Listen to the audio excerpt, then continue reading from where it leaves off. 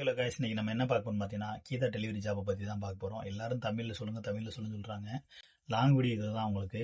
So ஒவ்வொரு video வந்து ஒரு ஹெல்ப்ஃபுல்லாக இருக்கும். ஸோ ஸ்கிப் பண்ணாமல் முழுமையாக பாருங்கள். புதுசாக வரவங்க மறக்காமல் சப்போர்ட் பண்ணுங்கள், சப்ஸ்கிரைப் பண்ணுங்கள். ஸோ வாங்க கண்டென்ட்குள்ளே போயிடலாம். வாங்க brother. Hello Hi brother. brother. Hello. எப்படி இருக்கீங்க பிரதர்? நல்லா இருக்கேன் brother. பொதுவாக இந்த டெலிவரி ஜாப்பில் எல்லாரும் துபாய்க்கு ஹெல்ப் கண்ட்ரிகள்லாம் வராங்க, ட்ரை பண்ணி வராங்க. ஸோ அவங்களுக்கு வந்து ஒரு அவேர்னஸாக அந்த வீடியோ இருக்கட்டும். ஸோ எப்படி என்ன ஏதுன்னு A to Z இந்த வீடியோவில் சொல்ல போகிறோம். So Sure bro. உங்களுக்கு ஒரு பிரச்சனை இல்லையே சொல்கிறதுனால ஒன்று.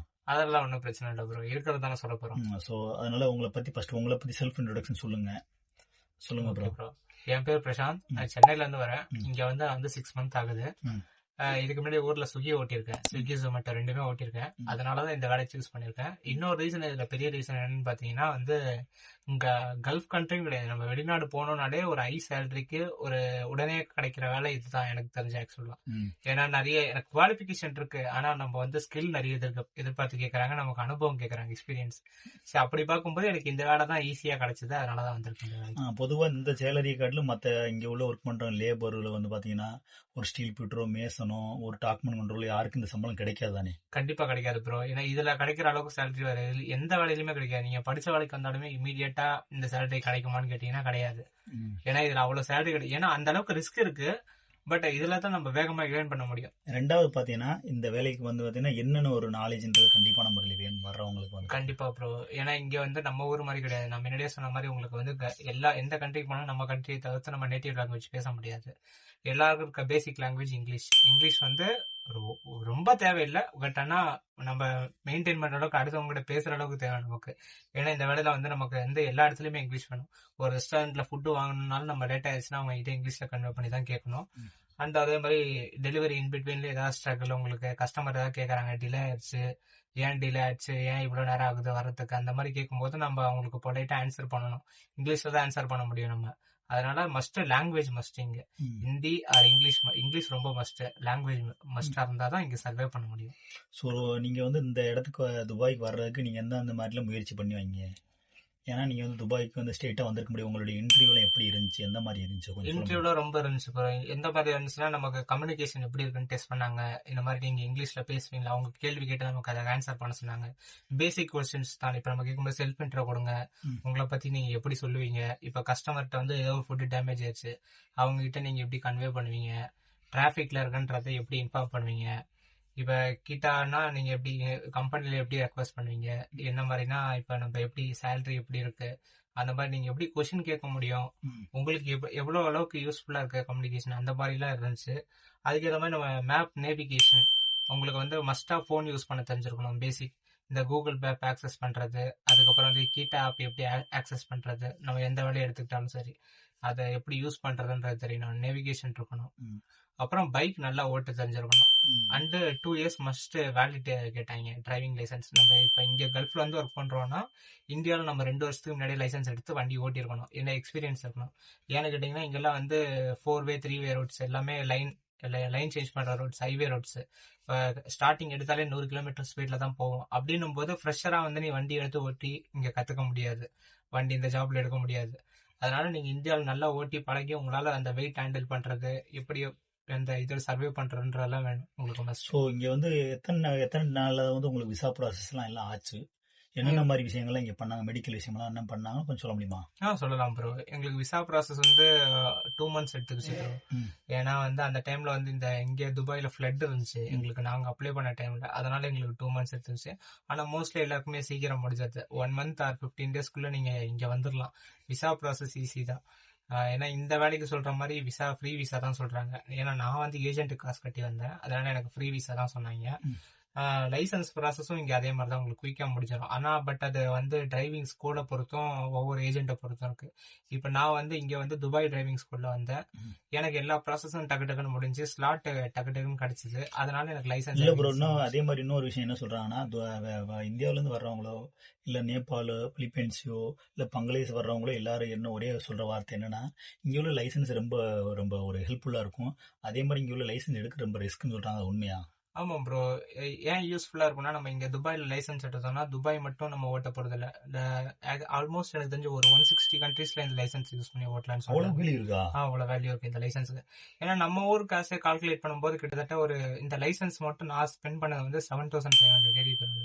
அது நம்ம அப்படி நம்ம ஊருக்கான காசு பண்ணா 2,50,000 ரூபா 3,00,000 ரூபா வரும். ஓ நம்ம அவ்வளவு ஊர்ல காசு வெறும் வந்துருக்கா? 5,000 ரூபா 6,000 ரூபாய்க்கு எடுத்துருவோம் கார் லைசென்ஸ். ம், ஆனா இங்க டூ வீலருக்கே நம்ம அவ்வளவு ஸ்பெண்ட் பண்ணி எடுக்கிறோம்னா அதுக்கு அந்த அளவுக்கு ஒர்த் இருக்கு நமக்கு. கண்டிப்பா. அதனாலதான். இன்னொன்னு வந்து லைசென்ஸ் எடுக்கிறது ஏன் டஃப் அப்படின்னு கேட்டோம்னா வந்து இங்க ஈஸியா நம்ம ஊர் மாதிரிலாம் லைசென்ஸ் கொடுத்துட மாட்டாங்க. சும்மா போனோம் ஒரு 8 போட்டோம் ஒரு இது பண்ணோம் அப்படின்னு. இங்க வந்து நமக்கு 3 ஸ்டெப்பா இருக்கும். ஸ்டெப் பை ஸ்டெப் இருக்கு லைசென்ஸுக்கு. முதல் ஸ்டெப் வந்து நீங்க வந்து தியரிட்டிக்கல் கிளாஸ் அட்டன் பண்ணணும். அட்டன் பண்ணி இங்க யூட்டன் போடலாமா, இந்த சிம்பிளுக்கு என்ன அர்த்தம், இங்க இந்த சிம்பிள் போட்டிருந்தா இந்த டனலுக்குள்ள போறோமா, அந்த மாதிரி ஒவ்வொரு சிம்பிளையும் வந்து நீங்க வந்து கால்குலேட் பண்ணணும். ஏன்னா இங்க வந்து அவ்வளவு டஃப் இருக்கு. ஏன்னா முன்னாடியே சொன்ன ஹைவே ரோடு வேகமா போற வண்டி, அந்த சிம்பிள் கால்குலேட் பண்ணி இங்க வண்டி நிப்பாட்டலாமா நிப்பாட்டக்கூடாது, அந்த மாதிரி தியரிட்டிக்கல் கிளாஸ் இருக்கும். அதுல நீங்க பாஸ் பண்ணாதான் அடுத்த ஸ்டெப்புக்கு மூவ் பண்ண முடியும். அந்த மாதிரி ஒரு ப்ராசஸ் இருக்கு. அதுக்கப்புறம் வந்து யார்டுன்னு சொல்லிட்டு ஒரு ப்ராசஸ். யார்டு வந்து உங்களுக்கு எப்படின்னா சுகூரா நம்ம டேர்ன் பண்றது, வண்டி யூ டர்ன் பண்றது, சடன் பிரேக் அடிச்சு கீழே விழாம நிக்கிறது, சிக்னல் போட்டா எவ்வளவு குயிக்கா நம்ம மூவ் பண்றோம், அந்த மாதிரி எல்லாம் வந்து யார்ட் கிளாஸ்ன்னு சொல்லி அடுத்த ஸ்டெப் இருக்கும். மூணாவது ஸ்டெப் ஃபைனல் ஸ்டெப். அது வந்து எப்படின்னா வந்து நமக்கு வந்து ரோட் டெஸ்ட். ரோட் டெஸ்ட் போது நம்ம ஊர்ல வந்து 8 போட்டு காட்டுறோம்ல, அந்த மாதிரி இல்லாம இங்க மெயின் ரோட்ல ஹைவேல ஓட்ட விடுவாங்க. நம்மள ஓட்ட விட்டுட்டு பின்னாடி ஆர்டிஏன்றவர் ஃபாலோ பண்ணுவார். நம்மள ஃபாலோ பண்ணி கரெக்டா இந்த இடத்துல ஹெட் செக் பண்றோமா, இண்டிகேட்டர் ஆன் பண்ணிருக்கோமா, டர்ன் பண்ணும்போது ரோட்ல எதிர்க்க வண்டி வரும்போது எப்படி போறோம், இப்ப ஸ்டாப் போர்ட் இருக்கும்போது மஸ்டா நின்று வாட்ச் பண்ணி ரைட் அண்ட் லெஃப்ட் வாட்ச் பண்ணி வண்டி வரலாம் மூவ் பண்றோமா, அந்த மாதிரி எல்லாம் பண்ணி நம்ம வந்து வெளில வந்தோம். வெளில வந்து ஓகே பாஸ் ஆனதுக்கு அப்புறம் லைசென்ஸ் வர ஒரு 1 வீக் ஆகும். கிட்டத்தட்ட வந்து ஒரு அதுக்கப்புறம் டிப்ளமோ, வந்து கிட்டத்தட்ட இது ஒரு ஆமா டிப்ளமோ கோர்ஸ் அந்த மாதிரி மாதிரிதான் சொல்றீங்க ப்ரோ. இருக்கும். அந்த அளவுக்கு தான் இருக்கும். இன்னொன்னு என்ன அப்படின்னா வந்து ஸ்லாட் மெயினா முக்கியம் ப்ரோ. நான் முன்னாடி சொன்ன மாதிரி இப்ப லைசென்ஸ் வந்து எனக்கு துபாய் டிரைவிங் ஸ்கூல்ல கிடைச்சது. நான் வந்து ஒரு 2 மந்த்ஸ் 3 மந்த்ஸ்ல முடிச்சிட்டேன். இப்ப இங்கேயே வந்து இன்னொரு ஸ்கூல் எல்லாம் இருக்கு, ஈகோ டிரைவிங் ஸ்கூல் எல்லாம் இருக்கு. இப்ப அவங்க எல்லாம் பாத்தீங்கன்னா லைசென்ஸ் ஸ்லாட்டுக்கே இப்ப நான் சொன்ன தியரிட்டிக்கல் கிளாஸுக்கு ஒரு ஸ்லாட் போடுறதுக்கு 15 நாள் 20 நாள் எடுக்குது ஸ்லாட். அதுக்கப்புறம் வந்து எக்ஸாமுக்கு ஒரு 15 நாள் கழிச்சு ஸ்லாட் வரும். இப்ப நான் வந்து இப்ப எனக்கு முன்னாடி வந்தவங்க 9 மாசம் ஆயிருக்கு லைசென்ஸ் எடுக்க. 1 வருஷம் எல்லாம் சர்வே பண்ணவங்க இருக்காங்க. ப்ரோ எனக்கு ஒரு சின்ன டவுட் ப்ரோ. இப்போ சப்போஸ் ஒரு எக்ஸாம் வைக்கிறாங்க, அப்போ ஃபெயில் ஆயிட்டா மறுபடியும் அதுக்கு என்ன ப்ரோ, என்ன மாதிரி ப்ரோ? ஆமா ப்ரோ, அதுக்கு திருப்பி நம்ம ப்ராசஸ் இருக்கு ப்ரோ. மறுபடியும் ஃபர்ஸ்ட்ல இருந்து அப்ளை பண்ணி மறுபடியும் ஃபர்ஸ்ட்ல இருந்து படிச்சு மறுபடியும் எக்ஸாம் பாஸ் பண்ணும் ப்ரோ. நீங்க எத்தனை வாட்டி ஆனாலும் பாஸ் பண்ற வரைக்கும் அது நம்ம அட்டன் பண்ணிக்கிட்டே அதே தான் மாதிரி இருக்கணும். எனக்கு ஒரு இன்னொரு சின்ன டவுட் ப்ரோ. பாத்தீங்கன்னா இதுக்கு எக்ஸாம்லாம் வைக்கிறாங்களா ப்ரோ? என்ன ப்ரோ, உண்மையா ப்ரோ? ஆமா ப்ரோ, கண்டிப்பா ப்ரோ, இருக்கு ப்ரோ. இதுல எப்படி எத்தனை மார்க் எடுக்கணும் ப்ரோ, எந்த மாதிரி ப்ரோ? நம்ம வந்து இப்ப தியரிட்டிக்கல்னு சொல்லும்போது வந்து எனக்கு வந்து 300 கொஸ்டின் கொடுத்தாங்க ப்ரோ. 300 கொஸ்டின் படிக்கிறதுக்கு கொடுத்தாங்க. நமக்கு அவ்வளவு வராது. நமக்கு ஒரு 120 அந்த மாதிரி கொஸ்டின் இருக்கும். ஆனா அதுல கண்டிப்பான முறையில படிச்சிடணும். அது எந்த 100 வரும்னு தெரியாது நமக்கு. ஒரு 100 120 வரும். அதுக்கப்புறம் நம்ம அதுல வந்து எழுதி ஒரு 80 90க்கு மேல மார்க் எடுக்கணும் ப்ரோ. ஓ ஃபர்ஸ்ட் வந்து இப்படி. அதுக்கு முன்னாடி வேற என்ன ஐ டெஸ்ட் எல்லாம் பண்றாங்க சொல்றாங்க ப்ரோ? Medical compulsory bro. நம்ம ஊர்ல இருந்து இங்க கிளம்புறதுக்கு முன்னாடி நம்ம மெடிக்கல் முடிக்கணும். மெடிக்கல் நம்ம ஊர் காசுக்கு நான் ஒரு 3000 கொடுத்து மெடிக்கல் போட்டேன்னு வச்சுக்கோங்களேன், கல்ஃப் மெடிக்கல்னு. அது பண்ணணும். இங்க வந்து நம்ம இறங்கி எமிரேட்ஸ் ஐடி அப்ளை பண்றோம்ல, அதுக்கு முன்னாடி ஒரு மெடிக்கல் முடிக்கணும். நம்ம அங்கேயும் ஃபிட் காட்டணும், இங்கேயும் ஃபிட் காட்டணும். ஏன்னா ஒரு சில பேருக்கு வந்து கேக்குறாங்களா ப்ரோ ஐ டெஸ்ட் வந்து கேக்குறாங்களா? Must bro. ஏன்னா நீங்க இப்ப இவங்க வந்து நார்மல் டெஸ்ட் தான் பண்ணுவாங்க. நார்மல் டெஸ்ட் அதே ஐ டெஸ்ட் வந்துடும் உங்களுக்கு இன்க்ளூட், உங்க பாடியில ஏதாவது ஃபால்ட் இருக்கா அப்படின்னு. டிரைவிங் ஸ்கூல்ல தனியா டெஸ்ட் பண்ணுவாங்க ஐ டெஸ்ட். ஏன்னா நீங்க வண்டி ஓட்டுறதுக்கு எலிஜிபிளா, லைசன்ஸ் ஹோல்டர் எலிஜிபிளா, ஏன்னா நீங்க உங்களுக்கு கண்ணு தெரியுதா, எவ்வளவு டிஸ்டன்ஸ்ல உங்களுக்கு கண்ணு தெரியும், உங்களால வண்டி ஓட்ட முடியுமா, ஆப்போசிட்ல என்ன வருதுன்னு வாட்ச் பண்ணணும், உங்களுக்கு எவ்வளவு டிஸ்டன்ஸ் இருக்கு டென்சிட்டி அப்படின்றதெல்லாம் மஸ்ட் ப்ரோ. வேற ப்ரோ இந்த மாதிரி இங்க துபாயில மழையெல்லாம் பெஞ்ச வண்டி ஓட்டக்கூடாதுன்னு சொல்றாங்களா ப்ரோ? எப்படி ப்ரோ? கண்டிப்பா ப்ரோ, இங்க ரூல்ஸ் இருக்கு. ஏன்னா இது சேஃப்டி, நம்ம சேஃப்டியும் முக்கியம், அடுத்தவங்க சேஃப்டியும் முக்கியனால மழையில வண்டி ஓட்டினா 1000 கிராம்ஸ் ஃபைன் ப்ரோ. என்ன ப்ரோ சொல்றீங்க? யூஏல 1000 கிராம்ஸ் நம்ம ஊர் கணக்குக்கு ஒரு 26,000 ரூபாய் ஃபைன். அந்த அளவுக்கு இருக்கு ஸ்ட்ரிக்ட். ஆனா வந்து எப்படி சொல்றது, ஏன்னா இப்ப மழையில நம்ம ஊர்ல தார் ரோடு உங்களுக்கு தெரியும். இங்க எல்லாம் வந்து எப்படின்னா ரோடு வந்து பிளாஸ்டிக் கலந்து ரோடு போடுறாங்க. அது வந்து ஈஸியா ஸ்டிக் ஆகும் டயருக்கு. நமக்கு பிரேக் பிடிச்சாலே நிக்காதீங்க அந்த மாதிரி இது. இப்ப மழையில நம்ம தண்ணி ஓட்டும் போது, தண்ணியில வண்டி ஓட்டும் போது நம்ம ஸ்கிட் ஆயிடுச்சுன்னா நம்ம அடிப்படுறது இல்லாம ஆப்போசிட்ல வர வண்டிக்கும் டேமேஜ் ஆகுது. அந்த சேஃப்டி ப்ரிகாஷனால உங்களுக்கு வந்து இங்க 1000 கிராம்ஸ் ஃபைன், அந்த 4 பிளாக் பாயிண்ட்ஸ் நினைக்கிறேன் ப்ரோ. எக்ஸாக்ட். அதே மாதிரி சம்மர் டைம்ல வேலைவத்துல பிரச்சனை சொல்றாங்களா ப்ரோ? உண்மையா ப்ரோ? ஆமா ப்ரோ. இப்ப ஒரு 2 டேஸ் முன்னாடி ஒரு யூஏ வந்து அனௌன்ஸ்மெண்ட் கொடுத்திருக்காங்க. எப்படி கொடுத்திருக்காங்கன்னா வந்து டெலிவரி ரைடர்ஸ்க்கு மட்டும் கொடுத்திருக்காங்க. என்னன்னா வந்து நீங்க 12 to 3 வேலை பார்க்க கூடாது. ஆனா வந்து இது வந்து கண்டிஷனா போடல அவங்க. இது வந்து எப்படி போட்டிருக்காங்கன்னா நம்ம விருப்பம்னு போட்டிருக்காங்க. 12 to 3 வேலை பார்க்கறது நம்ம விருப்பம். இது கம்பெனி ப்ரெஷர் கொடுக்க கூடாதுன்னு சொல்லி ரூல்ஸ் போட்டிருக்காங்க. இப்போ வந்து உங்கள்கிட்ட ஒரு 30 கொஸ்டின் கேட்க போகிறேன் ப்ரோ, ஒரு யூஸ்ஃபுல்லான ப்ரோ. அது இப்போ ஆக்சுவலாக பார்த்தீங்கன்னா இது வந்து துபாயில் புதுசாக ரைடர் வர்றவங்களுக்கு யூஸ்ஃபுல்லாக இருக்கும். துபாய்னு கிடையாது, கல்ஃப் கண்ட்ரின்னு பொறுத்தளவில் அப்புறம் யூரோப் கண்ட்ரி போனாலுமே இங்கே வந்து எக்ஸ்பீரியன்ஸ் பண்ணிட்டு யூரோப் கண்ட்ரி போனாலுமே அவங்களுக்கு ஒரு ஹெல்ப்ஃபுல்லாக இருக்கும். ஸோ அந்த கொஸ்டின் கேட்கலாம் உங்கள்கிட்ட வந்து. ஓகே ப்ரோ, கேளுங்க ப்ரோ. இப்போ மேக்ஸிமம் பார்த்தீங்கன்னா ஃபஸ்ட்டு விஷயம் பார்த்தீங்கன்னா இங்கே ஃபியூல் எவ்வளோ செலவழியும் ப்ரோ? ஒரு நாளைக்கு பெட்ரோல் எவ்வளோ போட்டால் நம்ம எவ்வளோ போடுற மாதிரி இருக்கும், மாதத்துக்கு எவ்வளோ போடுற மாதிரி இருக்கும் கொஞ்சம் பார்த்து சொல்ல முடியுமா? அது வந்து வண்டி ஓட்டுறத பொறுத்து டிபெண்ட் ஆன் ப்ரோ. ஏன் இதை நான் மென்ஷன் பண்ணுறேன்னா, இப்போ நம்ம வந்து இப்போ நான் வந்து ஒரு நாளைக்கு இத்தனை ஆர்டர் எடுக்கிறேன்னா அத்தனை கிலோமீட்டர் ஓட்டுவேன். இப்போ எக்ஸாம்பிளுக்கு நான் போன வாரத்தில் வந்து ஒரு நாளைக்கு ஒரு 14-15 ஆர்டர் எடுத்தேன். அப்போ கிட்டத்தட்ட ஒரு 20 கிலோமீட்டர். ஆக்சுவலாக பார்த்து ப்ரோ எங்களுக்கு வந்து 12 மணி நேரம் வேலை ஆகும் ப்ரோ. 12 மணி நேரத்தில் ஒரு நாளைக்கு எவ்வளோ பெட்ரோல் மினிமம் எடுக்கும் அப்படின்ற மாதிரி நம்ம சொல்லுங்க ப்ரோ. மினிமம் நம்ம 10 AD எடுக்கும் ப்ரோ. மேக்ஸிமம் 20 அந்த மாதிரி AD போகும் ப்ரோ. ஒரு நாளைக்கு 20 வச்சுக்கோங்க. ஆமாம், 20 வச்சா மந்த்லி எவ்வளோ ப்ரோ போகிற மாதிரி இருக்கும்? 20 வச்சா மந்த்லி ஒரு 400 அந்த ரேஞ்சில் வந்துடும் ப்ரோ உங்களுக்கு petrol awareness. Okay bro, okay bro. ரெண்டாவது பார்த்தீங்கன்னா இங்கே வந்து உங்களுக்கு எப்படின்னா சாலிக்கெலாம் எப்படி ப்ரோ? அந்த மாதிரி சாலிக் சில பேருக்கு வந்து இங்கே வந்து தெரியாது. ரோட்டில் நம்ம ஊரில் ஹைவேன்னு சொல்லுவாங்க, பார்த்தீங்கன்னா டோல் கேட்னு சொல்லுவாங்க, அந்த மாதிரி இங்கே சாலிக்கு இருக்காமலாம். அதை பற்றி கொஞ்சம் சொல்ல முடியுமா ப்ரோ? ஆமாம் ப்ரோ. இப்போ நம்ம ஊரில் வந்து சாலி கிடையாது. ஏன்னா வந்து நம்ம ஊரில் டிபெண்டிங் ஆன் வெயிட்டை பொறுத்து சாலிக்கு, நமக்கு பைக்குக்கு சாலி கிடையாது. ஆனால் இங்கே அப்படி கிடையாது. எந்த ஒரு வெஹிக்கிளாக இருந்தாலும் சாலிக்கு இருக்குது. நமக்கு பைக்கும் சாலிக்கு இருக்குது. சாலிக்கு எப்படின்னா வந்து நமக்கு வந்து டைமிங் பொறுத்து மாறுபடும். பீக் டைமில் வந்து 6 ரூபா வரைக்கும் தராங்க. அன்பீக் டைமில் 4 ரூபா வரைக்கும் தராங்க. பீக் டைம்னா நமக்கு தெரியும்ல, மதிய டைம் நைட்டு டைம் 6 to 10, மதியானம் 1 to 4. அன்பீக் டைம் அது இன்பிட்வீன் 4 to 6 அந்த மாதிரி இருக்கும் உங்களுக்கு. கண்டிப்பாக ப்ரோ. இப்போ வந்து இப்போ சாலிக்கு வந்து எப்படின்னா வந்து நம்ம ஒரு வாட்டி கிராஸ் பண்ணால் 6 ரூபா ப்ரோ. எப்படி இருக்கும்னா, இப்போ நம்ம சாலி கிராஸ் பண்ணலன்னா சுற்றி போகிற மாதிரி இருக்கும். 20 கிலோமீட்டர் சுற்றி போகிறோம். நம்ம யோசிக்கணும் எப்படி.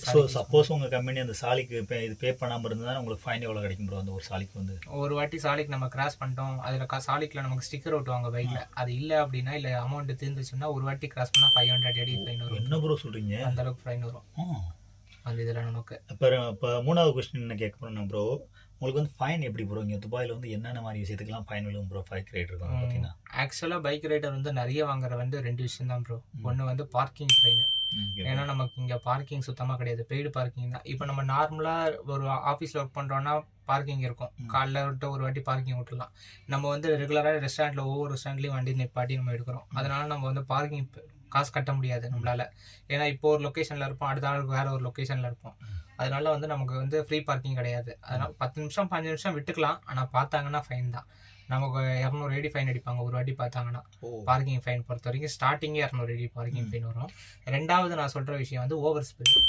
நமக்கு நிறைய நேரத்தில் தெரியாது. ஏன்னா நம்ம டெய்லி வண்டி ஓட்டுறோம், ஒரு 200 கிலோமீட்டர் ஓட்டுறோம். நம்ம எல்லா இடத்துலையும் நம்ம பார்த்து வண்டி ஓட்ட மாட்டோம். சில நேரத்தில் ரோடு காலியாக இருக்கும், அடிச்சு போயிடும்.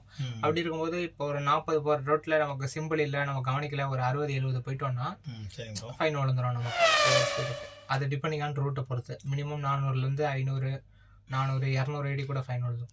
ரெண்டாவது இங்கே வந்து ஒன்மையெல்லாம் போகலாமா? இல்லை பெடஸ்டன் இந்த மாதிரி கிராஸ் பண்ணுறாங்க அவங்களுக்குலாம் மாஸ்ட் கொடுக்கணுமா? அப்படின்னு கண்டிப்பாக கொடுக்கணும் ப்ரோ. முன்னாடி சொன்ன மாதிரி நீங்கள் கிளாஸ் அட்டன் பண்ணும்போதே உங்களுக்கு சொல்லுவாங்க டிரைவிங் ஸ்கூல்லேயே, ஒரு பெடஸ்டன் கிராஸ் பண்ணுறாங்கன்னா சிக்னல் போட்டிருக்க போடலான்றது தாண்டி நம்ம நிப்பாட்டணும். அங்கே நம்ம கிராஸ் பண்ணக்கூடாது.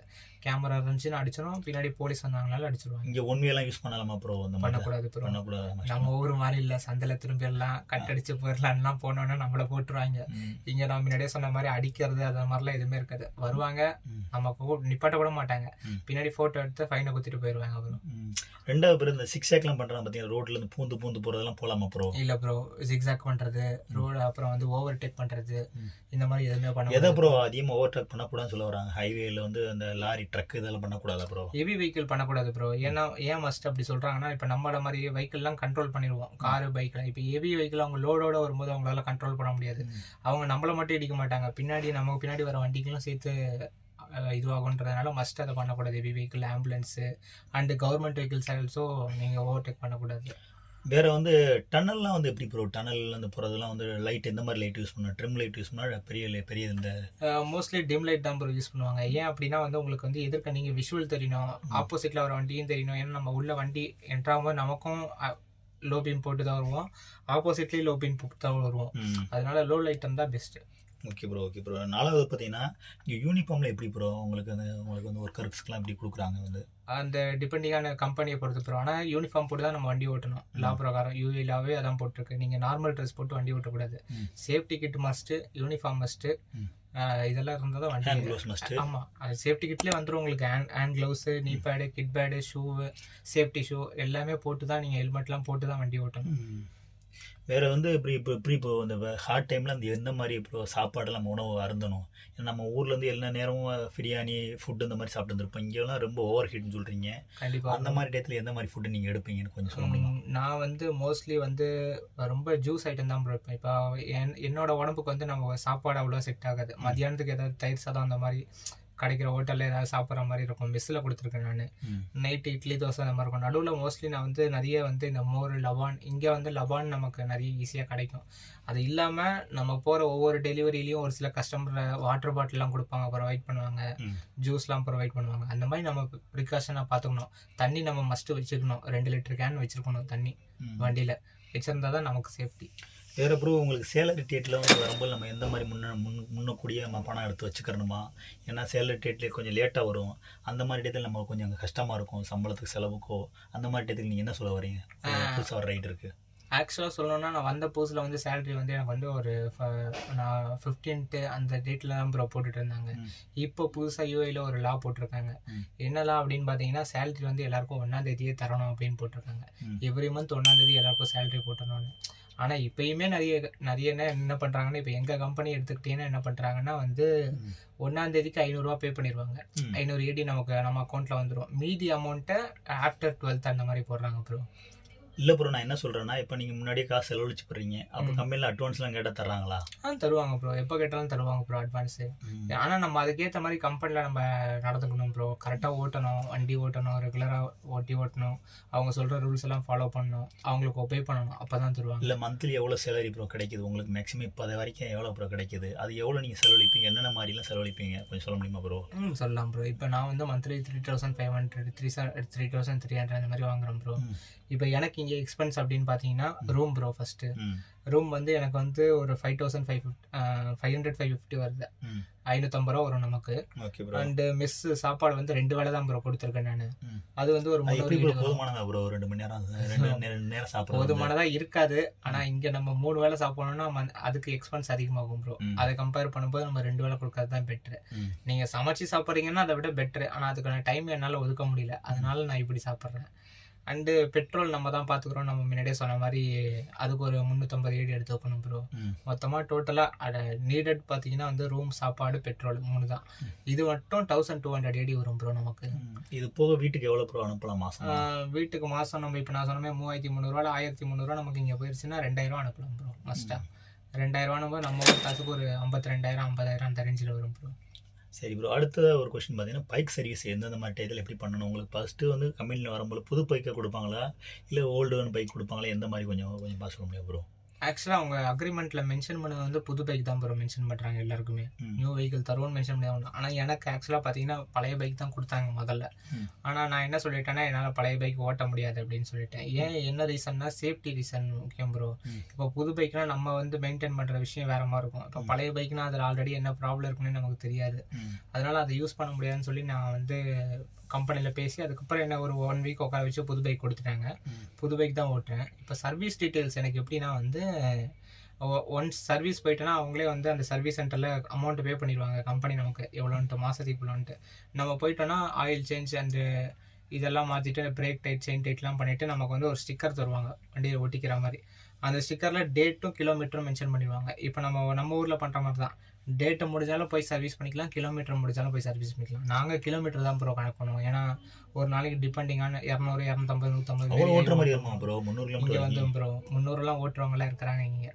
சரி ப்ரோ, அதே மாதிரி இன்னும் ஒரு டவுட் ப்ரோ. எப்படி பார்த்தீங்கன்னா, உங்களுக்கு வந்து பைக் எடுக்கிறீங்கன்னா காலையில் என்னென்ன மாதிரி விஷயத்தில் கவனிச்சு ஆகணும்? நம்ம பண்டி இன்னைக்கு வேலைக்கு போகிறோம் அப்படின்ற போல் எந்த மாதிரி விஷயங்களை கவனிச்சு ஆகணும்?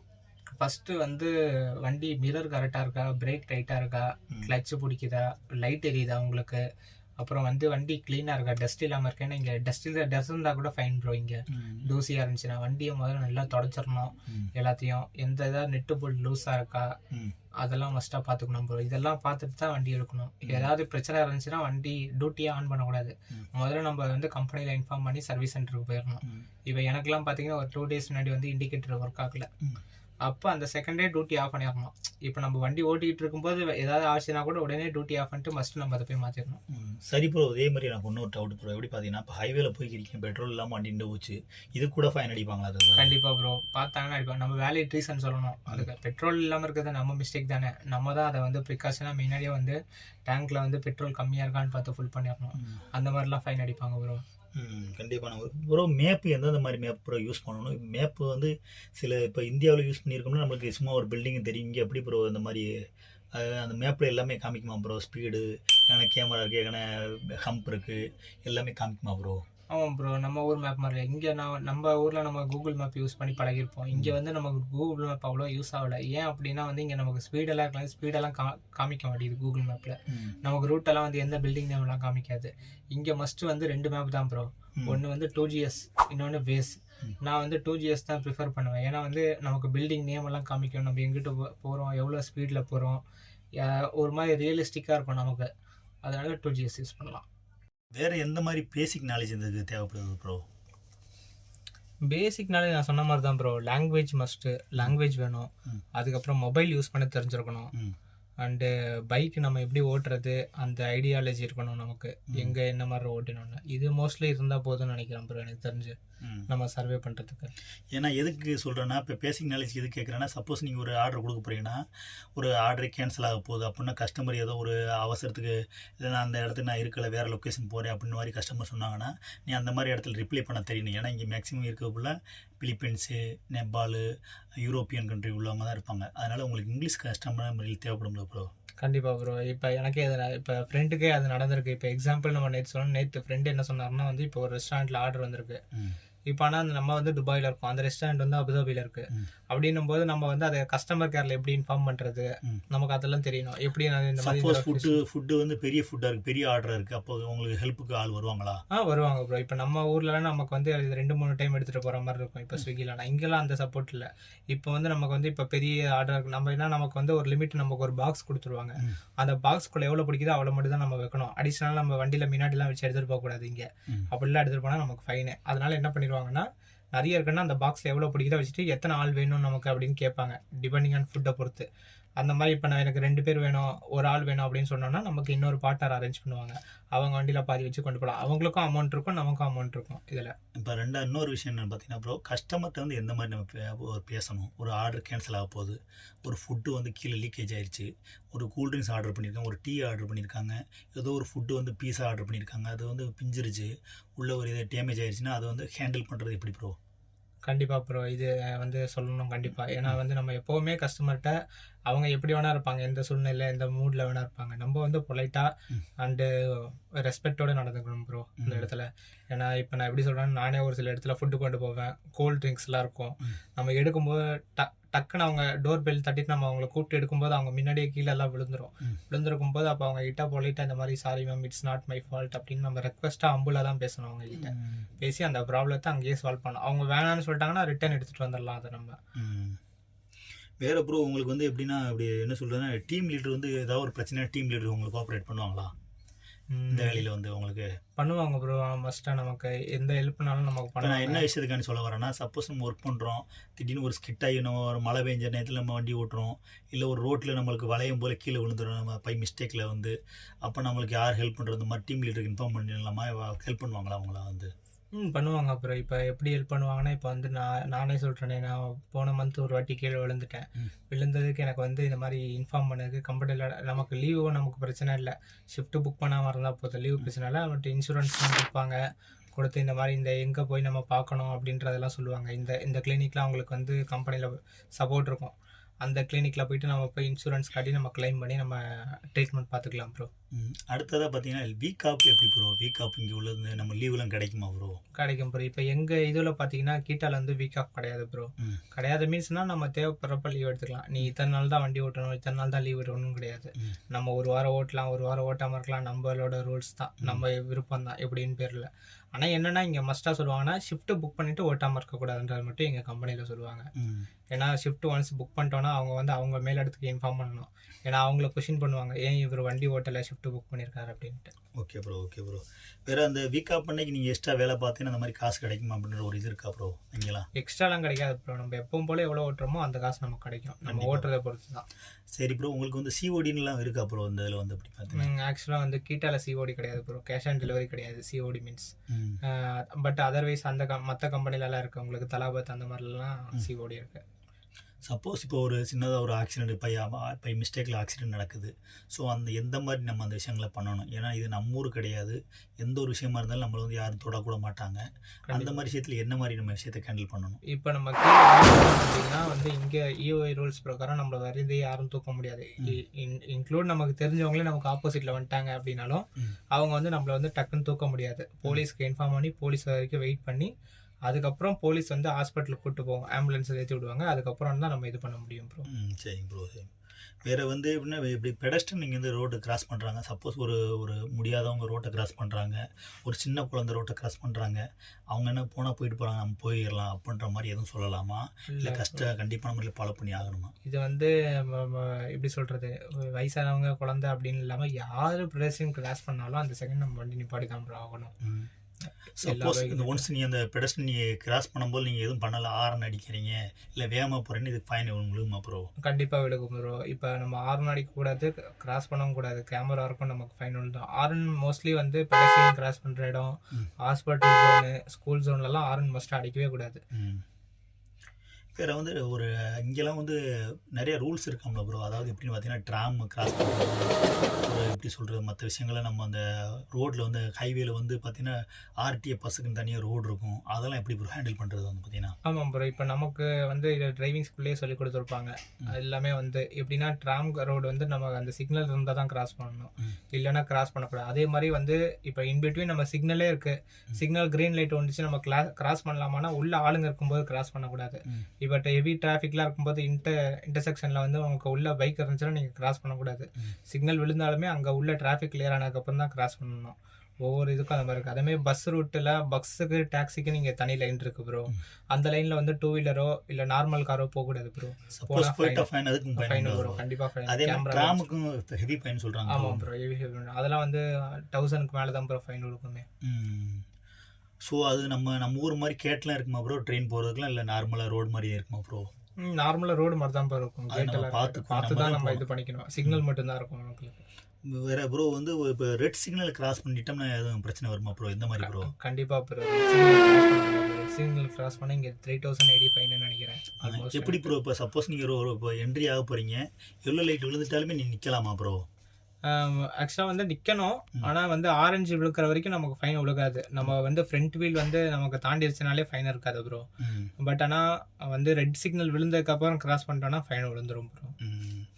வேறு ப்ரோ ரவுண்ட் அபவுட்லாம் எப்படி ப்ரோ? இங்கே உள்ள ரவுண்ட் அபவுட்லாம் எப்படி ப்ரோ? இங்கே ரவுண்ட் அபவுட் மட்டும் ரொம்ப கேர்ஃபுல்லாக இருக்கணும் ப்ரோ. இங்கே பிரச்சனையே அதுதான், ரவுண்ட் அபவுட் தான். ஏன்னா ரவுண்ட் அபவுட்டில் வந்து நம்ம வந்து முன்னாடி வந்து உள்ளே இருக்கிறவங்களுக்கு தான் ப்ரையாரிட்டி கொடுக்கணும். இப்போ நம்ம ரவுண்ட் அபவுட்டில் என்ட்ரு ஆகிறோன்னா ஆல்ரெடி உள்ள வெஹிக்கிள் இருக்குன்னா அந்த வெஹிக்கிள் கிராஸ் ஆனதுக்கப்புறம் நம்ம என்ட்ரு ஆகணும். அது வந்து நார்மல் வெஹிக்கிளாக இருந்தாலும் சரி, இல்லை எமர்ஜென்சி வெஹிக்கிளாக இருந்தாலும் சரி. எமர்ஜென்சி வெஹிக்கிளாக வந்து நீங்கள் ரவுண்ட் அபவுட் உள்ளே என்ட்ராகி வெளியில் போகிற வரைக்கும் உள்ளே போகக்கூடாது. நீங்கள் அந்த வெஹிக்கிளுக்கு வழி விட்டுருக்கணும். அதே மாதிரி சின்ன டவுட் ப்ரோ, இப்போ எமர்ஜென்சி வண்டி வருதுன்னா நீங்கள் சிக்னல் அதாவது என்ட்ரியில் நிற்கிறீங்க, அவங்க வர்றாங்கன்னு வழி கண்டிப்பாக விட்டாகணும்ல ப்ரோ? எப்படி ப்ரோ? அது அந்த டயத்தில் நீங்கள் சிக்னல் எண்டில் நிற்கிறீங்க, அந்த எண்டிலேருந்து நீ உள்ளே போகலாமா எமர்ஜென்சி வண்டி வரும்போது? இல்லை ப்ரோ, நம்ம சிக்னலை கிராஸ் பண்ணக்கூடாது. சேம் டைம் அவங்களுக்கு வழி விடணும். எப்படி வழி விடலாம்னா நம்ம வந்து வண்டியிலேருந்து இறங்கி வண்டியை சைடில் நவுத்தி வேணா விடலாமே தவிர நம்ம சிக்னலை கிராஸ் பண்ணக்கூடாது ப்ரோ. அவங்களுக்கு வழி ஏற்படுத்தி விடணும், அவ்வளோதான். நம்ம கிராஸ் பண்ணணும். ஆனால் ஹெவி ஃபைன் வரும் ப்ரோ அது அவங்களுக்கு வழி விடலைன்னா? ஆமாம் கண்டிப்பாக ப்ரோ. இப்போ எந்தெந்த மாதிரி வண்டிலாம் ப்ரோ எமர்ஜென்சி வண்டி இங்கே கண்டிப்பான முறையில் ரொம்ப அவசரமாக வரும்? ஆம்புலன்ஸ் ப்ரோ, ஃபயர் இன்ஜின் வண்டி, ஆம்புலன்ஸ் வண்டி, அண்ட் போலீஸ் வெஹிக்கிள் அண்ட் எதாக இருந்தாலுமே நம்ம வந்து வழி விடணும் ப்ரோ. ப்ரோ ரெண்டாவது பார்த்தீங்கன்னா இப்போ சடன் பிரேக் வந்து மஸ்ட்னு சொல்கிறாங்க துபாயில். ஏன் ப்ரோ? அதாவது இந்தியாவில் நம்ம இந்த அளவுக்கு யாரையும் எதிர்பார்த்துருக்க மாட்டோம், இங்கே துபாயில் ஏன் சடன் பிரேக் மஸ்ட்னு சொல்கிறாங்க, அதை கொஞ்சம் சொல்ல முடியுமா ப்ரோ? ஆமாம் ப்ரோ, நான் முன்னாடியே சொல்லியிருப்பேன், இங்கே வந்து நமக்கு வந்து டிரைவிங் ஸ்கூல்லேயே சொல்லிக் கொடுப்பாங்க. அது ஒன் ஆஃப் பார்ட்டாக இருக்கும் நமக்கு இங்கே. ஏன்னா நம்ம இந்தியாவில் வந்து நார்மல் ரோடு, தார் ரோடு, நமக்கு வந்து வண்டி வந்து பிடிச்சா பிடிச்சிரும், நமக்கு 2 பேருக்கு சேர்த்து அடிச்சா பிடிச்சிரும். ஆனால் இங்கே அப்படி கிடையாது. நம்ம முன்னாடி சொன்ன பிளாஸ்டிக் கலந்து ரோடு போடுறதுனால இங்கே வந்து நம்ம சடன் பிரேக் அடித்தா நிற்காது, வண்டி வந்து இழுத்துக்கிட்டு போகும். அதனால நம்ம முன்னாடியே நல்ல ப்ராக்டிஸ் இருக்கணும். எப்படி பிரேக் பிடிக்கிறோம், எந்த செகண்ட் எவ்வளோ தூரம் டிஸ்டன்ஸ்லேயே நம்ம வண்டி ஓட்டணுன்னே இருக்குது. இங்கே வந்து ரூல்ஸ் பிரகாரம் வந்து 3 மீட்டர் டிஸ்டன்ஸ் தள்ளி தான் இன்னொரு வண்டி வரணும், ஒட்டியே வரக்கூடாது ஆக்சுவலாக. அப்படி ஏன்னா நமக்கு தெரியும்ல, பிரேக் பிடிச்சா நமக்கு வண்டி நிற்காதுன்னும் போது அந்த டிஸ்டன்ஸ் மெயின்டைன் பண்ணி தான் ஓட்டணும். சடன் பிரேக் ரொம்ப இம்பார்ட்டன்ட் ப்ரோ. வேறு ப்ரோ ரெயின் டயத்தில் இங்கே வந்து வண்டி தூட்டி ஓட்டலாமா ஓட்டக்கூடாது ப்ரோ? ஓட்டக்கூடாது ப்ரோ. நம்ம முன்னாடியே சொன்ன மாதிரி இங்கே ரெயின் டைமில் ஓட்டினோன்னா நமக்கு 1000 grams fine plus block point, நமக்கும் சேஃப்டி கிடையாது ப்ரோ. ப்ரோ வேறு எதுனா பில்டிங் சர்வீஸ் இப்போ லிஃப்ட் இருக்குது பார்த்தீங்களா ப்ரோ? ஃபிட்லாம் வந்து சில பேருக்கு தெரியாது எப்படி போகணும் எப்படி வரணுன்றது. பில்டிங் ஒரு ஆர்டர் கொடுக்க போகிறீங்க, எந்த மாதிரி போகணும் ப்ரோ? அதாவது சர்வீஸ் லிஃப்ட்டில் தான் யூஸ் பண்ணணுமா இல்லை எப்படின்னு கொஞ்சம் சொல்ல முடியுமா ப்ரோ? Must bro. இப்போ நம்ம ஒரு அப்பார்ட்மெண்ட் போகிறோன்னா அங்கே செக்யூரிட்டியே சொல்லிடுவாங்க ப்ரோ, இப்போ டெலிவரி பாய்ஸுக்குன்னு சொல்லி தனி லிஃப்ட் இருக்கும், சர்வீஸ் லிஃப்ட் இருக்கும், அது மட்டும் தான் நம்ம யூஸ் பண்ணணும். நார்மல் பீப்புள் லிஃப்ட் யூஸ் பண்ணக்கூடாது. வேறு பார்த்தீங்கன்னா ப்ரோ இப்போ ப்ரோ அதே மாதிரி இங்கே ஃபைன் எந்தெந்த மாதிரிலாம் ப்ரோ இருக்குது, யாரெல்லாம் ஃபைன் கொடுக்க முடியுமா ப்ரோ? இங்கே வந்து 5 வகையான ஃபைன் இருக்குது ப்ரோ. எப்படி நான் சொல்கிறேன்னா வந்து முதல்ல வந்து நமக்கு வந்து போலீஸ் ஃபைன் அடிப்பாங்க ப்ரோ, அடுத்து வந்து சிஐடி ஃபைன் அடிப்பாங்க, அது இல்லாமல் ஆர்டிஐ ஃபைன் அடிப்பாங்க. இந்த 3 பீப்புள் அடிக்கிறது. அதுக்கப்புறம் கேமரா ஃபைன் அடிக்கும் ப்ரோ நமக்கு இங்கே. அதுக்கப்புறம் பார்த்தீங்கன்னா வந்து பப்ளிக்கே ஃபைன் போடுவாங்க. எப்படி போடுவாங்கன்னா, இப்போ வந்து நம்ம முன்னாடி போகிறோம், இப்போ ஒரு வண்டி ஓவர்டேக் பண்ணுறோம் அப்படின்னும் போது நார்மல் பீப்புளே அவங்களே ஃபோட்டோ எடுத்து அதை வந்து போலீஸுக்கு அனுப்ப முடியும் ப்ரோ. அப்படின்னா ஒரு வண்டிக்கு கிராஸ் பண்ணி வண்டி நிப்பாட்டினாலுமே அது ஃபைன் அடிப்பாங்க ப்ரோ. பப்ளிக் அந்த மாதிரி இருக்குது ப்ரோ. 5 வகையான ஃபைன் இருக்குது ப்ரோ. இப்போ இந்த ஃபைன்லாம் நம்ம எப்படி ப்ரோ செக் பண்ணுறது பார்த்தீங்கன்னா? நம்ம அதுக்குன்னு வெப்சைட் இருக்கும் ப்ரோ. ஆர்டிஏ ஃபைன் வெப்சைட்லேயும் செக் பண்ணலாம், துபாய் போலீஸ் ஆப்லேயும் செக் பண்ணலாம், வெப்சைட்லேயும் செக் பண்ணலாம் ப்ரோ. ஃபைன் உங்களுக்கு அதையே மென்ஷன் பண்ணிடுவோம், நமக்கு எந்த லொக்கேஷனில் ஃபைன் வாங்கியிருக்கோம், எவ்வளோ ஃபைன் வாங்கியிருக்கோம், என்ன ரீசனுக்காக ஃபைன் வாங்கியிருக்கோம் அப்படின்றதெல்லாம் மென்ஷன் பண்ணிடுவாங்க ப்ரோ.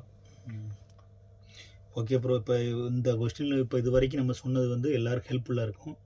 ஸோ இது போல் நம்ம அடுத்தடுத்து நம்ம ரைடரை போல் மீட் பண்ண போகிறோம். ஸோ நம்ம சேனலை கண்டிப்பாக பார்க்காதவங்க சப்போர்ட் பண்ணுங்கள், சப்ஸ்கிரைப் பண்ணுங்கள், ஷேர் பண்ணுங்கள்.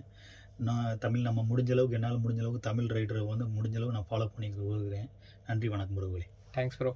தேங்க்யூ.